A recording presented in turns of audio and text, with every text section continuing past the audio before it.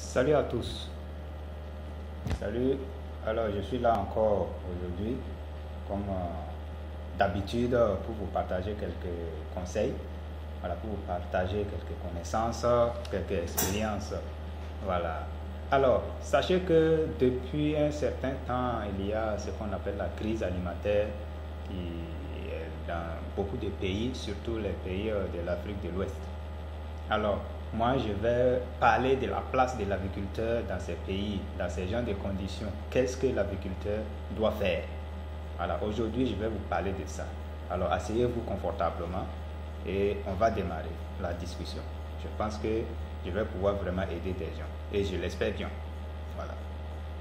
Alors, d'abord, vous voyez la situation actuelle dans certains pays de l'Afrique de l'Ouest, comme le Burkina Faso, comme le Mali, comme le Niger, voilà, vous voyez ces pays-là, il y a l'insécurité, il y a ce qu'on appelle l'insécurité alimentaire aussi, même la crise alimentaire qui est là, vous voyez.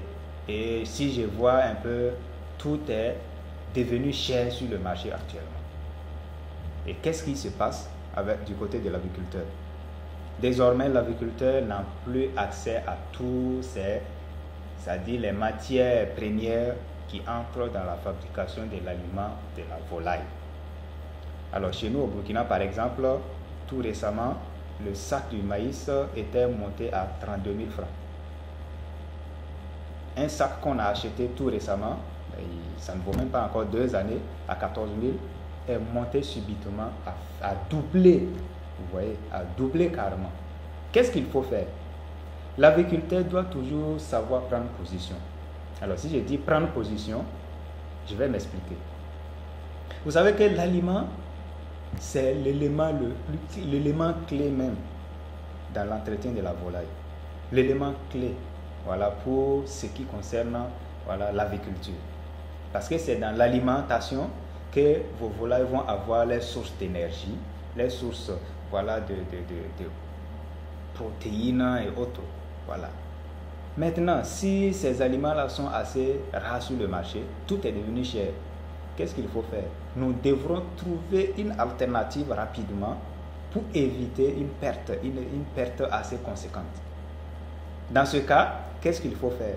Je vous ai montré plusieurs fois des techniques pour pouvoir alimenter vos volailles sans forcément dépenser beaucoup.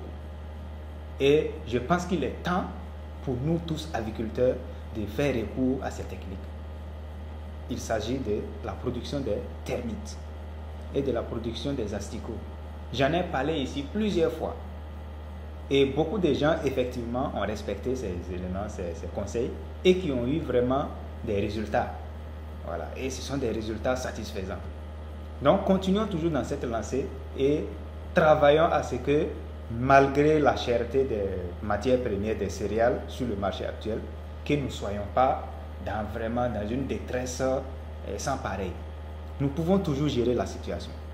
Si vous voyez à un moment donné que vous n'arrivez plus à gérer comme avant, alors il faut trouver le moyen de diminuer les têtes, diminuer vos volailles afin de pouvoir vous procurer d'autres éléments pour pouvoir les nourrir. Il ne faut pas les laisser affamer. Parce qu'une fois que vos volailles sont affamées, le prix diminue en même temps parce que l'animal est vendu en fonction de sa masse, son poids. Et lorsque vous mettez ça sur la balance et que le prix n'est pas, la masse là, ça diminue, c'est comme ça aussi le prix va diminuer sur le marché. Surtout ceux qui font l'élevage des poules de chair. Faites très attention. Alors, sachez vraiment comment gérer cette situation. Et sachez que cette situation n'est pas éternelle. Il y aura un moment donné où nous allons sortir de cette crise. Donc c'est à nous de voir comment nous pourrons gérer ça sans vraiment que ça nous touche de façon vraiment négative. Mes très chers collaborateurs, j'avais à vous dire aujourd'hui de savoir gérer cette crise-là et je suis sûr que grâce à nos différentes prières, grâce à vos différentes prières, et grâce à nos efforts que nous allons fournir, nous allons finir par avoir une solution qui est la meilleure. Parce que c'est derrière tout problème qu'on arrive à trouver une solution et arrive à innover même. Voilà. Donc j'ai parlé de la production des termites, des asticots. Actuellement, c'est la meilleure manière de pouvoir tenir toujours. Et je vous ai dit, beaucoup de gens m'ont contacté aussi qui veulent acheter les asticots. Je vous dis aujourd'hui, à l'heure où je vous parle, ceux qui produisaient les asticots, les temps sont durs actuellement. Même si les personnes là arrivent à vous livrer les asticots, ou bien la poudre d'asticot, ça sera un peu cher. Et moi personnellement, je produis les asticots actuellement juste pour mes volailles. Les asticots, les termites. Voilà, des gens me demandent combien coûte le kilo. Je dis bon, maintenant moi, vu la situation actuelle, moi je préfère, ce que je produis, il y avait une réserve en temps. Maintenant, ce que je produis, sachez que moi je donne ça à mes animaux et je grouille pour trouver aussi d'autres aliments énergétiques pour donner aux animaux pour que les animaux puissent tenir jusqu'à au bout. Vous pouvez le faire, faites-le même. Commencez à installer vos dispositifs pour capturer les mouches.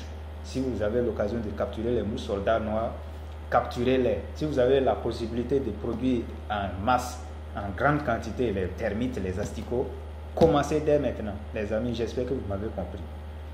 Passez à l'action, commencez à produire en grande quantité et vous savez comment on les recueille. J'ai donné aussi une astuce pour ça et j'ai donné aussi, désormais comment il faut arriver à les sécher.